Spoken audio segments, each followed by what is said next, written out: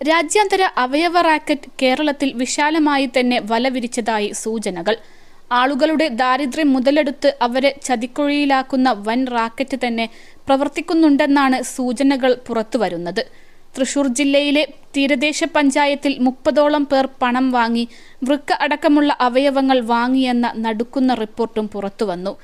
ഇത്രയും ഗുരുതരമായി ആരോപണം പരാതിയായി ഉയർന്നിട്ടും ഈ വിഷയത്തിൽ വേണ്ടത്ര അന്വേഷണം നടത്താൻ പോലീസും തയ്യാറായില്ല. ഇപ്പോൾ സാബിത്ത് അറസ്റ്റിലായതോടെയാണ് തൃശൂർ ജില്ലയിലെ തീരമേഖലയിൽ പിടിമുറുക്കിയ അവയവ മാഫിയയെക്കുറിച്ചുള്ള വാർത്തകളും പുറത്തുവരുന്നത്. രാജ്യാന്തര അവയവക്കടത്ത് റാക്കറ്റിലെ ഇടനിലക്കാരനായ സാബിത്തിന്റെ തീരദേശവുമായുള്ള ബന്ധം പുറത്തുവന്നതോടെ ഈ പരാതി വീണ്ടും ചർച്ചയാകുന്നു. 4 സ്ത്രീകളടക്കം 6 അവയവദാതാക്കളുടെ പേരും വിലാസവും ഫോൺ നമ്പറുകളും സഹിതം പൊതുപ്രവർത്തകൻ 5 മാസം മുൻപ് നൽകിയ പരാതിയാണ് പോലീസ് തെളിവില്ലെന്ന കാരണത്താൽ അവസാനിപ്പിക്കുകയാണ് ഉണ്ടായതെന്ന് മനോരമ റിപ്പോർട്ട് ചെയ്തത്. 5 ലക്ഷം രൂപ വീതം പ്രതിഫലം നൽകി നിർധന സ്ത്രീകളെ കുടുക്കി അവയവങ്ങൾ വിലയ്ക്ക് വാങ്ങുന്ന മാഫിയയിലേക്ക് വിരൽ ചൂണ്ടുന്നതായിരുന്നു പരാതി.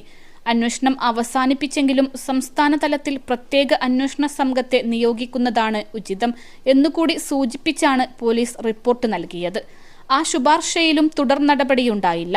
തീരമേഖലയിലെ സ്ത്രീകളാണ് അവയവം നൽകിയത് എന്നതിനാൽ തന്നെ വൻകിട ആശുപത്രികളിലേക്കും അന്വേഷണം നീളുമോ എന്നും കണ്ടറിയണം. +2 ഡിഗ്രി കഴിഞ്ഞവർക്ക് വേൾഡ്സ് ഫസ്റ്റ് AR/VR ക്ലാസ് റൂമിലൂടെ സ്മാർട്ട് ഫോൺ എഞ്ചിനീയർ ആവാം. കൂടുതൽ അറിയാൻ വിളിക്കൂ ബ്രിഡ്കോ ആൻഡ് ബ്രിഡ്കോ. അവയവ വിൽപ്പന മാഫിയയെക്കുറിച്ച് സാന്ത്വനം ജീവകാരുണ്യ സമിതി പ്രസിഡന്റ് CA ബാബു മുഖ്യമന്ത്രിക്ക് പരാതി നൽകിയത് കഴിഞ്ഞ നവംബർ 1-നാണ്. ചിലരുടെ കരളും മറ്റു ചിലരുടെ വൃക്കയും പണം നൽകി മാഫിയ വാങ്ങിയെന്ന് പരാതിയിൽ വ്യക്തമാക്കിയിരുന്നു. ഒരു പഞ്ചായത്തിലെ 30ഓളം പേരിൽ നിന്ന് ഇതേ രീതിയിൽ പണം നൽകി അവയവങ്ങൾ വാങ്ങിയെന്ന് മനസ്സിലായതോടെയാണ് പരാതിയുമായി മുന്നോട്ടു പോകാൻ തീരുമാനിച്ചതെന്ന് ബാബു പറയുന്നു. കടബാധ്യതയുള്ള സ്ത്രീകളെയാണ് അവയവ റാക്കറ്റ് കൂടുതലും ഉന്നം വെച്ചത്. ചില വനിതകളെ ഇടനിലക്കാരാക്കിയാണ് കച്ചവടക്കാർ സമീപിച്ചത്. ശസ്ത്രക്രിയ നടത്തിയതെവിടെ എന്ന വിവരം അവയവദാതാക്കൾ പറയുന്നില്ല. അതിലേക്ക് അന്വേഷണം നീളുമോ എന്നതിലാണ് ആകാംക്ഷ. അവയവ കൈമാറ്റത്തിന് 20ഓളം രേഖകൾ ആവശ്യമുണ്ടെങ്കിലും പലരും ഹാജരാക്കിയത് അവയവ മാഫിയ നൽകിയ വ്യാജ രേഖകളാണെന്നും പരാതിയിൽ പറയുന്നു. മുഖ്യമന്ത്രിയുടെ ഓഫീസ് സിറ്റി പോലീസിന് പരാതി കൈമാറി. അന്വേഷണം നടത്തിയ SHO റിപ്പോർട്ട് കൈമാറിയത് ഗുരുവായൂർ SP-ക്കായിരുന്നു. എന്നാൽ തുടരന്വേഷണം കാര്യമായി ഉണ്ടായില്ല. അതിനിടെ രാജ്യാന്തര അവയവ റാക്കറ്റിൽ ഇന്ത്യയിലുള്ളത് അവസാന തട്ടിലെ ഏജന്റുമാരും ബ്രോക്കർമാരും മാത്രമാണെന്നും റിപ്പോർട്ടുകളുണ്ട്. കൊച്ചി രാജ്യാന്തര വിമാനത്താവളത്തിൽ പിടിക്കപ്പെട്ട തൃശൂർ വലപ്പാട് സ്വദേശി സാബിത്ത് അവസാന കണ്ണിയാണ്. റാക്കറ്റിന്റെ ഇന്ത്യയിലെ മുഖ്യ ഏജന്റിന്റെ പേര് പോലും സാബിത്തിന് കൃത്യമായി അറിയില്ല.